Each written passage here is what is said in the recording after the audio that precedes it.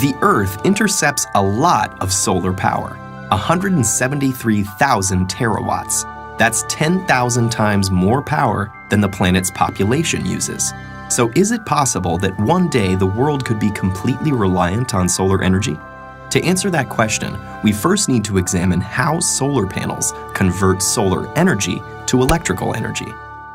Solar panels are made up of smaller units called solar cells. The most common solar cells are made from silicon, a semiconductor that is the second most abundant element on Earth. In a solar cell, crystalline silicon is sandwiched between conductive layers. Each silicon atom is connected to its neighbors by 4 strong bonds, which keep the electrons in place so no current can flow. Here's the key. A silicon solar cell uses 2 different layers of silicon. An N-type silicon has extra electrons, and P-type silicon has extra spaces for electrons, called holes.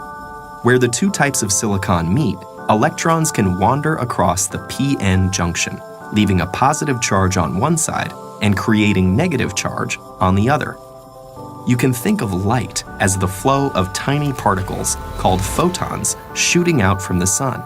When one of these photons strikes the silicon cell with enough energy, it can knock an electron from its bond, leaving a hole. The negatively charged electron and location of the positively charged hole are now free to move around. But because of the electric field at the p-n junction, they'll only go one way. The electron is drawn to the N side, while the hole is drawn to the P side. The mobile electrons are collected by thin metal fingers at the top of the cell. From there, they flow through an external circuit, doing electrical work like powering a light bulb, before returning through the conductive aluminum sheet on the back. Each silicon cell only puts out half a volt, but you can string them together in modules to get more power. 12 photovoltaic cells are enough to charge a cell phone, while it takes many modules to power an entire house. Electrons are the only moving parts in a solar cell, and they all go back where they came from. There's nothing to get worn out or used up, so solar cells can last for decades. So what's stopping us from being completely reliant on solar power? There are political factors at play, not to mention businesses that lobby to maintain the status quo. But for now, let's focus on the physical and logistical challenges. And the most obvious of those is that solar energy is unevenly distributed across the planet. Some areas are sunnier than others. It's also inconsistent. Less solar energy is available on cloudy days or at night. So a total reliance would require efficient ways to get electricity from sunny spots to cloudy ones, and effective storage of energy. The efficiency of the cell itself is a challenge too. If sunlight is reflected instead of absorbed, or if dislodged electrons fall back into a hole before going through the circuit, that photon's energy is lost.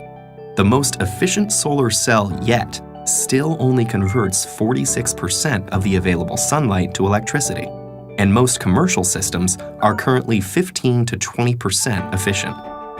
In spite of these limitations, it actually would be possible to power the entire world with today's solar technology. We'd need the funding to build the infrastructure and a good deal of space. Estimates range from tens to hundreds of thousands of square miles. Which seems like a lot, but the Sahara Desert alone is over 3 million square miles in area. Meanwhile, solar cells are getting better, cheaper, and are competing with electricity from the grid. And innovations like floating solar farms may change the landscape entirely. Thought experiments aside, there's the fact that over 1 billion people don't have access to a reliable electric grid, especially in developing countries, many of which are sunny. So in places like that, solar energy is already much cheaper and safer than available alternatives like kerosene. For, say, Finland or Seattle, though, effective solar energy may still be a little way off.